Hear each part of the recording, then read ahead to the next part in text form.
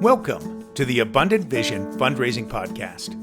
Whether you are a seasoned professional or a first-time fundraiser, we have the advice you need to take your next step toward major gift mastery. I'm your host, Tom Dauber, President of Abundant Vision Philanthropic Consulting.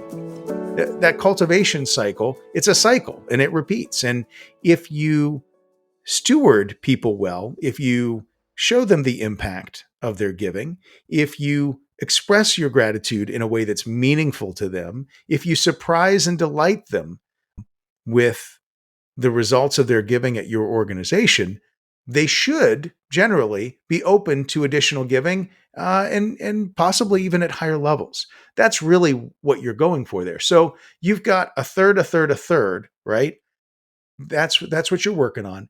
And again, this takes strategy. This takes time. This is complicated work. Like, we're thinking about all these people individually. We should have written strategies for each one of these folks describing, here's how I'm going to proceed. I'm going to meet with them. I'm going to talk with them. We're going to determine what sort of thing they like to support and how they want to support it. And we're going to try to make us an ask in this given year.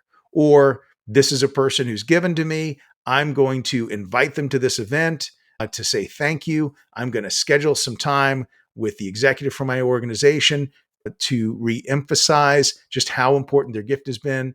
And I'm going to make sure that one of the people who benefits from my organization, that they write a thank you or send a video to that person to really connect them with the emotion of our organization and the difference that they're making by being a part of it, right? So you want to have these strategies written out for each of these people. Even cultivation strategies, you want to be thinking about, okay, here's a person that has affinity and means, but we've not even explored if they have an interest in giving yet. So what are the steps we're going to take? Who are we going to involve in beginning to get them somewhere? So prospect strategy could probably be a whole nother episode. So I don't want to dive too far into all that. But all that being said, that's how your portfolio should be shaped for success. Now, I'd argue that you probably don't want to have much more than 15 to 20 people in each of those stages, right? So that's going to give you a portfolio of 45 to 60. Something in that range. Now, some of you are going to get nervous because you're like, well, it needs to be at 100. Again, do you really have the time to do quality work with 100 people? I'm not sure that you do.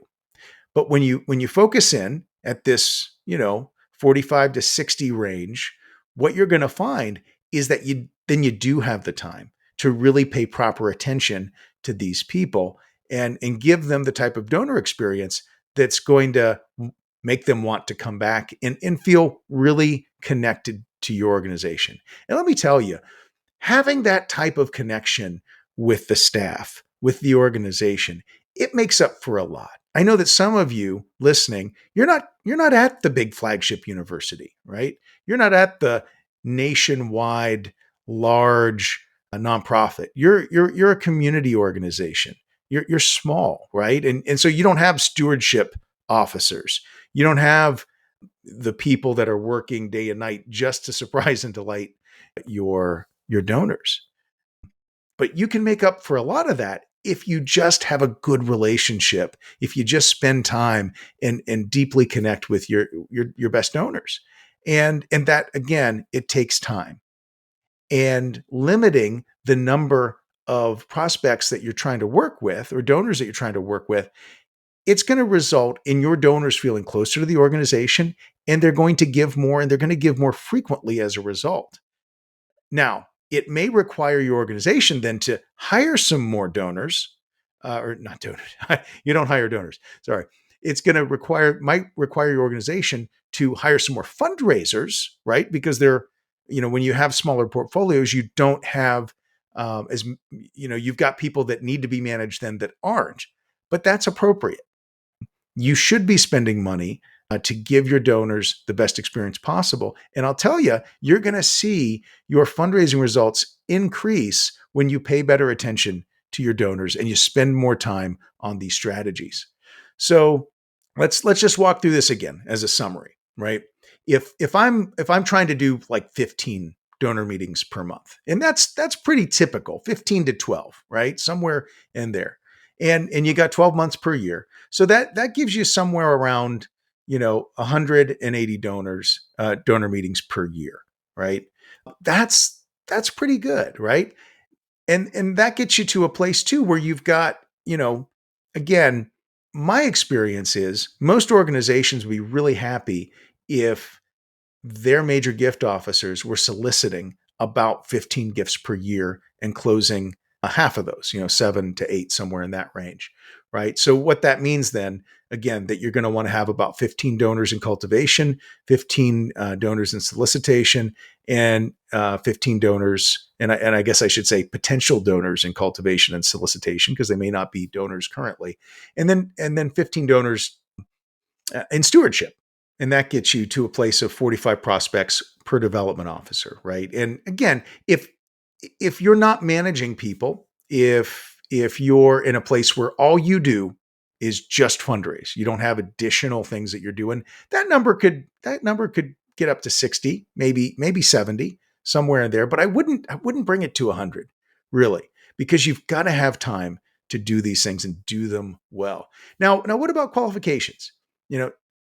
You should have a pool of people that aren't in your portfolio.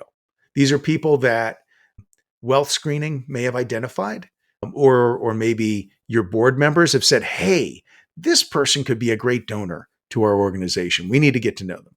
So you should have a list of those people somewhere, but it should not be in your portfolio. I've seen that in the past where, the moment you hear somebody won the lottery, somebody, maybe they're a graduate of your college and they have money. Well, I'm going to put them in my portfolio because I'm going to qualify them.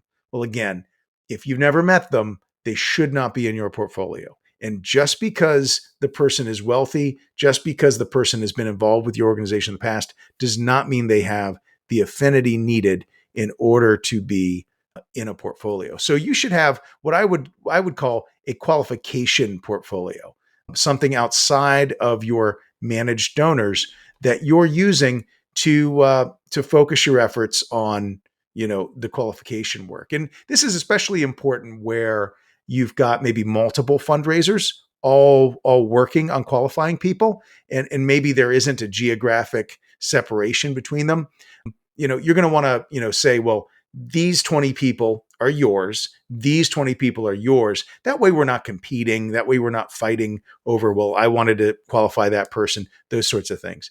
But again, that qualification portfolio is separate from your managed donor portfolio. And that's why, and that's another thing that you see sometimes when you have people that are trying to juggle 100, 200 people in their portfolio. And that does happen. You have a lot of folks in there that really need to be qualified or maybe in some cases requalified. When you're managing that many people, it's inevitable that someone's going to fall through the cracks. Someone hasn't been seen in 2 or 3 years. Or maybe someone's in your portfolio because they gave a really big gift 30 years ago or put you in their estate 30 years ago, and no one's talked to them since. That's a bad practice, but it does happen. I've seen it. Maybe it's not the organization's fault. Maybe the person's just been hard to get a hold of. Well, there should be a place for having someone in mind, having someone you care about, but they're not going to be managed.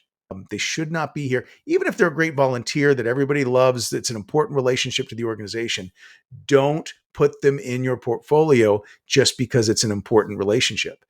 You may have a separate type of portfolio of important relationships for the organization of people that are not donors, but you want to keep that separate. And I might even think about having a different person other than a gift officer managing that relationship for the organization. So in higher ed, I can tell you, we've got alumni societies, and they're not always necessarily made up of wealthy alumni who've given a lot. But that doesn't mean they're not important relationships to the organization. some of these people are super influential or have volunteered a lot of time, and they just mean a lot to the organization because how much love is there. Those people should be managed, but they should be managed by the alumni engagement officer, not by the major gift officer, right? So it's just really about being very disciplined, who's in, who's out, and again, going back and checking that portfolio. Like I was talking about earlier with that, we had that specialist that helped us review it. That's something you can do on your own if you don't, very few organizations have those types of people. But you want to be reviewing that portfolio by yourself or with someone else just to make sure, should this person really still be in here? Now, one thing I want to warn you not to do, and some organizations have done this, and I think this is a really bad practice. Some organizations, once a donor has made a gift, they will move the relationship manager from the gift management from the gift officer to like a stewardship officer. So think about this. So you're a person, you connect with a major gift officer, and it's a good connection. You feel close. This person's very responsive to you. They get to know you. They help you make a gift that's meaningful to you. They treat you well. All these things are good.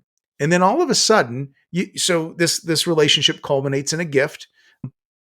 And then all of a sudden, you're shuffled off to someone you have no history with, you don't know, but this now is your contact at the organization.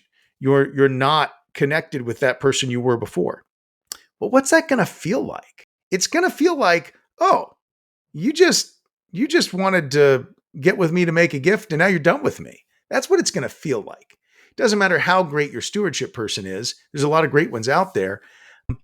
Removing the gift officer from managing the relationship and the stewardship component, it's a bad idea. We want to keep the major gift officer engaged there so that they can move forward, because ultimately, if it's done right, good stewardship is going to result in another gift. And so what's going to happen? Me as the donor, I'm now working with a stewardship officer, and let's say I go along with it. It's annoying, but I'm doing it, and they're nice people, and so we get along, and we're starting the relationship all over, right? And my pledge is up, and then all of a sudden, what happens? Well, Mr. Development Officer shows back up again, and well, where's the stewardship officer I've been building a relationship with? This is not good business. You want consistency of relationship. You want a single point of contact. You want to have a person that no matter what that donor needs, if it has something to do with the organization, they know they can call their gift officer and get the resources they need. You do not want relationship management moving from person to person as the person goes through different aspects of the cultivation cycle. Keep it the same. Don't do it that other way. It's not, I think that I've never done it this way. I believe that the motivation for doing it is the thought that, well, if I keep my gift officers focused on asking, I'm going to get more money. Well, you may get more asks out that way if you take stewardship off of their plate entirely. But ultimately, I think you're sacrificing the long-term growth of giving in order to try to amp up your major gift ask numbers. And ultimately, I think you're raising less money than you would otherwise. So I guess that's my last warning for today is don't think that moving people around is going to be good for you. Maybe there's someone out there that's doing it successfully. I haven't seen it yet, but I would think myself as a donor, as someone who gives to places, I don't want 2 different people, 3 different people, interacting with me like that. I would find that very off-putting. Anyway, well, that's a topic du jour. I wanted to talk with y'all about prospect management and just get this idea out there, because I know a lot of you are sinking under the weight of 150, 200 donors in your portfolio. And really what you need to do is shrink that down, focus on the best, understanding there may be some donors that don't get the attention that they should, but what this should do is you should see, as you focus on your best donors, giving increase, and then you should be able to make a case to your board as giving increases. If we want this giving to increase, you've got to put more money in fundraising. Because at the end of the day, for many of you, it's costing you 20 cents to raise $1, 25 cents to raise $1. And so then the question you should pose to your leadership is, well, if I gave you $1 for every quarter you gave me, when would you stop giving me quarters? The answer is never. Have a great day, guys. Now, if you've enjoyed this podcast, please be sure to subscribe and give us a 5-star rating on your podcast provider. I'm your host, Tom Dauber. Thank you for joining me as we journey together towards major gift mastery on the Abundant Vision Fundraising Podcast.